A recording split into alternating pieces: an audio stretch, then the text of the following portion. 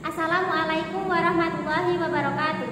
Perkenalkan, nama saya Alia Wafik sebagai narator drama ujian praktik SKI tahun 2022.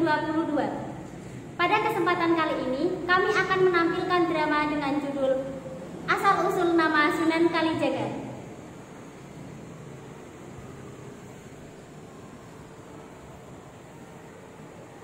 Perkenalkan, nama saya Muhammad Angelo Elmadia sebagai Raden Mas Said.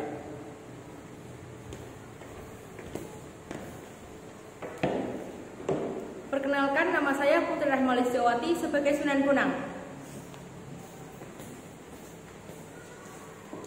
Perkenalkan, saya Citrananda Rahmania sebagai Raden Sahur.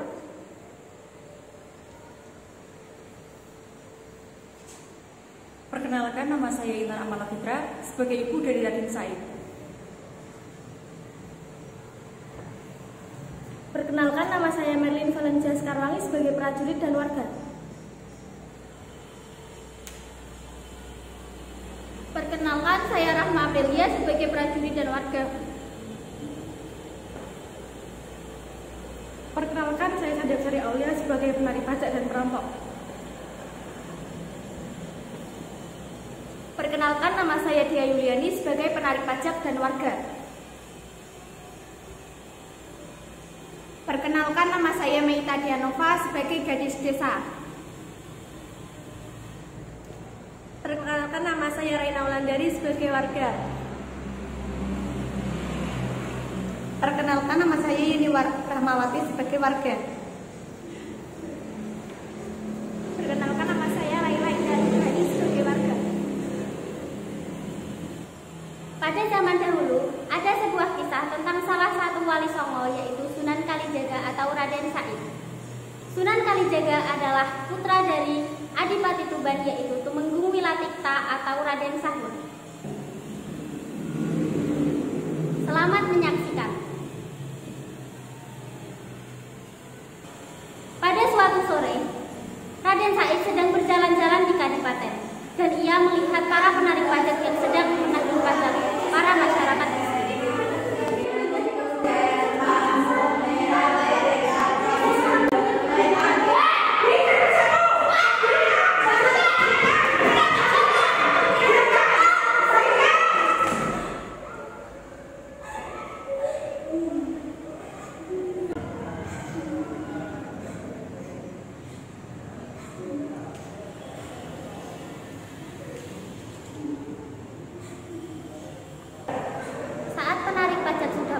Raden Said pun menghampiri penduduk itu. Assalamualaikum. Ada apa ini?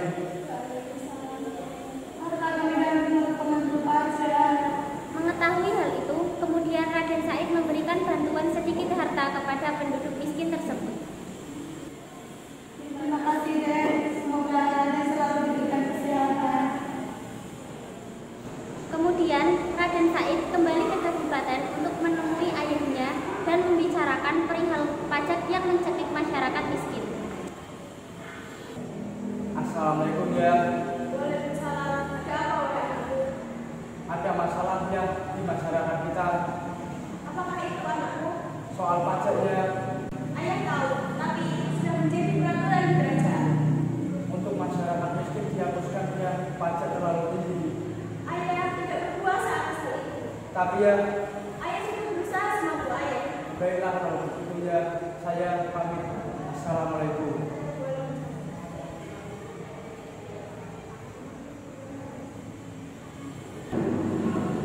Setelah kejadian tersebut, pada suatu malam, Raden Said keluar kamar secara mengendap-endap, kemudian pergi menuju gudang penyimpanan barang-barang pajak.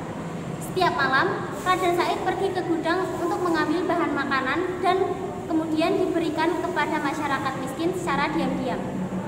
Namun, pada suatu malam, Raden Said tertangkap oleh para prajurit Kadipaten saat sedang mencuri barang-barang pajak. Hamba tidak menyangka ternyata pencuri itu adalah Raden Said. Mari kita tangkap. Raden Said berusaha untuk melarikan diri, namun tidak bisa karena ia sudah disergap oleh para prajurit Kadipaten. Kemudian ia dibawa ke Kadipaten untuk menemui ayahnya, yaitu Raden Sahur. Ada apa,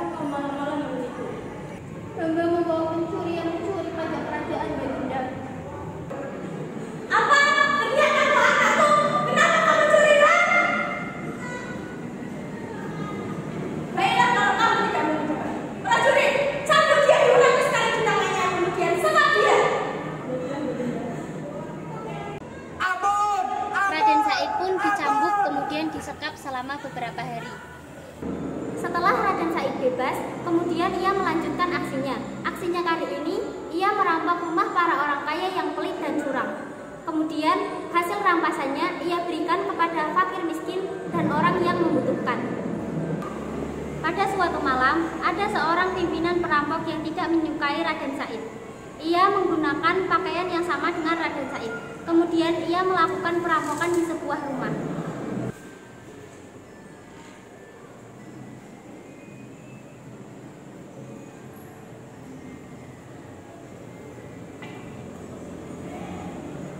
Siapa kamu? Raden Said mendengar suara tersebut, kemudian ia pergi ke sumber suara. Ada yang minta tolong. Aku harus bantu.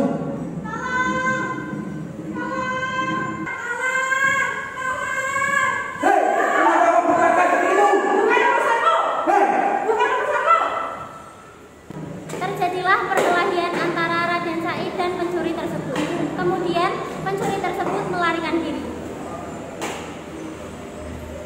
kamu tidak Belum apa-apa? sempat gadis itu menjawab, para warga telah datang dan mengira Raden Said adalah pelaku perbuatan asusila tersebut. Silakan hajar wanita itu. Bukan saya.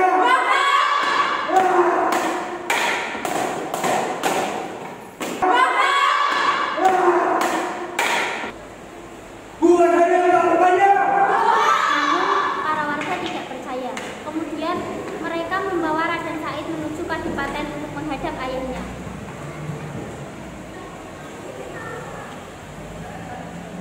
Sendikodowo berbunda, Anda datang ke sini membawa perampok dan perkosa di desa kami. Tolong Pak. Maafkan Anda berbunda, perampok itu adalah Raden Said. Raden Said pun diusir dari kadipaten Tuban. Kemudian ia menetap di hutan Jatiwangi. Di sana ia menjadi seorang perampok yang hasil rampasannya ia berikan kepada fakir miskin. Saat itu ia lebih dikenal sebagai Brandal Lokajaya. Hei, serahkan tongkat itu.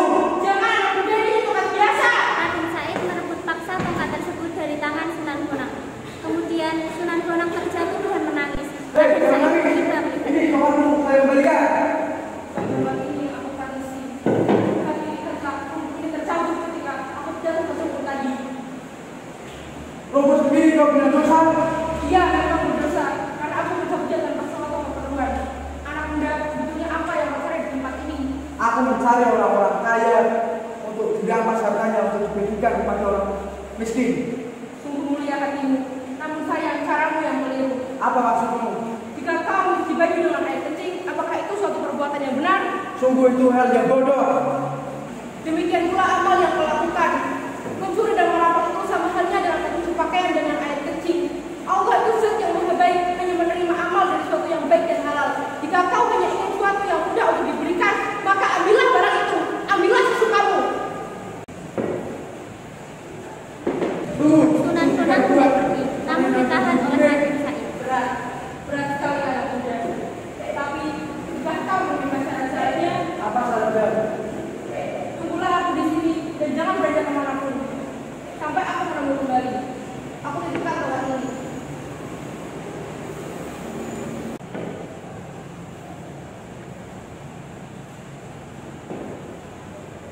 Assalamualaikum. Waalaikumsalam. Kemudian Raden Said pun bertapa di sekitar sungai selama 3 tahun. 3 tahun kemudian Sunan Bonang menemui Raden Said di tepi sungai. Assalamualaikum. Bangunlah anak muda, bangunlah dari perkapaanmu.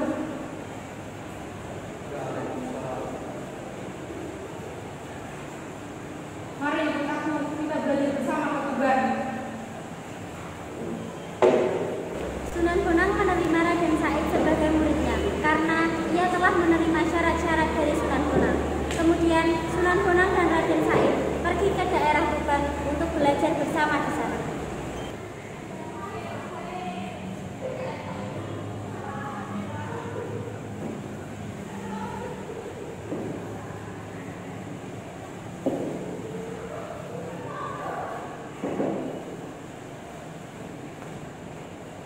Assalamualaikum.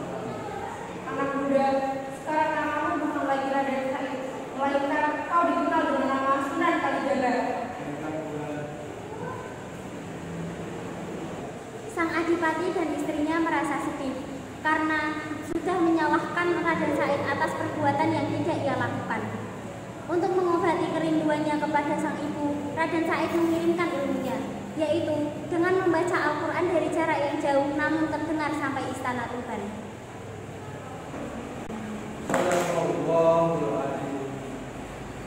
Aku merindukan ayah dan ibuku. Sudah lama aku di sini. Aku harus pulang ke istana.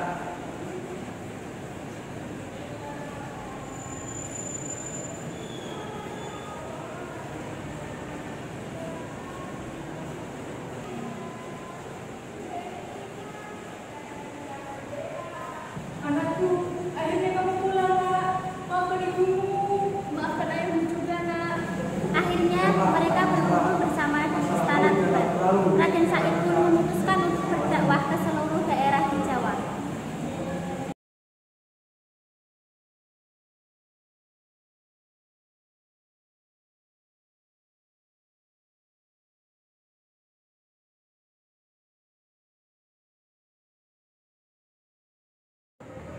Action.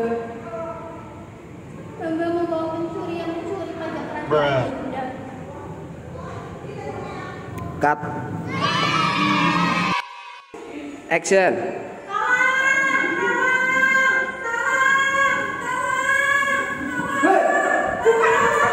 Hei. Baru kita konin apa masih bukan urusanmu deset. And action. Sendiko Jawa Baginda, Anda tidak kesini membawa perampok untuk berkuasa di desa kami. Yo ngapa guyu barang.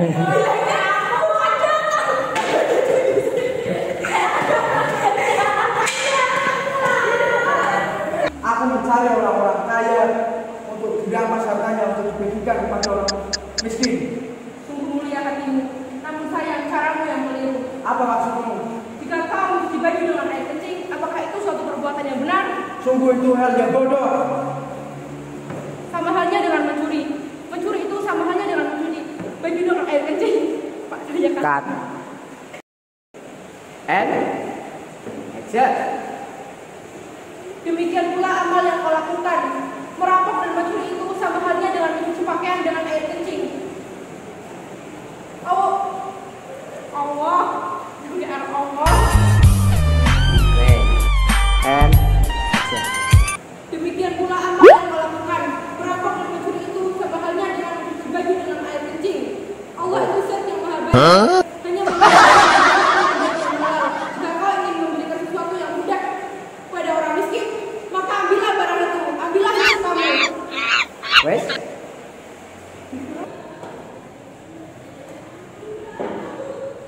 Assalamualaikum. Anak muda, sekarang namamu bukan lagi Raden Said, melainkan kau dikenal dengan nama Sunan Kalijaga.